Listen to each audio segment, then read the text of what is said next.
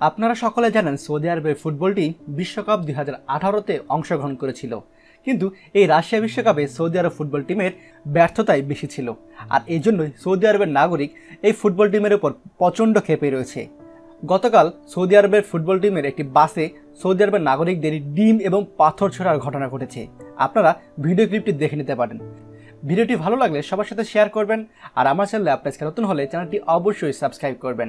ধন্যবাদ।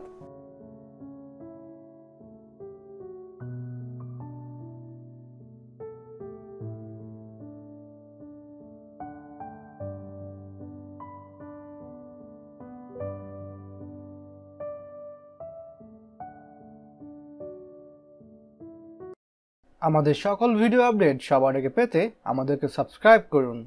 সাবস্ক্রাইব করতে সাবস্ক্রাইব আইকনে ক্লিক করুন এবং বেল আইকনটি চাপুন, যাতে আমাদের কোনো লেটেস্ট ভিডিও আপনি মিস না করুন।